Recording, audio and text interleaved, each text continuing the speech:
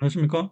김용수입니다. 오늘은 국세청에서 사전 예고 없이 불시에 세무조사를 실시했다가 납세자가 예고 없이 불시에 세무조사를 하는 것은 부당하다 해서 조세심판원에 이 신청을 했고, 결국 조세심판원에서 이 사건이 어떻게 판정이 됐는지 그 사례를 살펴보겠습니다. 국세기본법에 보면 국세청은 세무조사를 하는 경우에 납세자에게 조사를 시작하기 20일 전에 그 사실을 서면으로 통지를 하도록 되어 있습니다.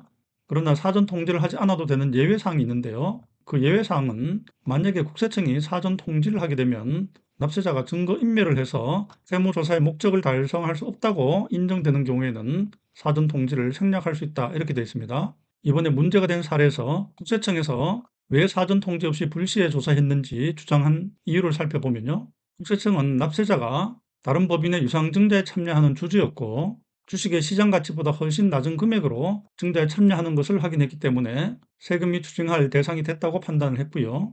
만약에 사전 통지를 하게 되면 이 납세자가 진술을 서로 담합할 수도 있고 증거를 인멸할 가능성이 크다고 판단해서 사전 통지를 생략했다. 그러므로 세무조사는 적법한 세무조사였다, 이렇게 주장을 합니다. 여기에 대해서 조사를 받았던 납세자는 이런 주장을 합니다. 조사 대상이 된 유상증자의 경우는 이미 주식시장에 공개가 돼서 어떤 주식을 발행했는지, 발행 금액이 얼마인지, 참여한 주주가 누구인지를 전부 확인할 수 있었고, 납세자와 주변 관계자들이 진술을 짜 맞추거나 증거 인멸하는 것이 현실적으로 불가능하다고 주장했고요. 결론적으로 국세청은 세무조사 사전 통지를 생략할 수 있는 경우에 해당한다는 것을 구체적으로 입증하지 못했다. 그래서 이번 세무조사는 불법이었다고 주장을 한 것입니다.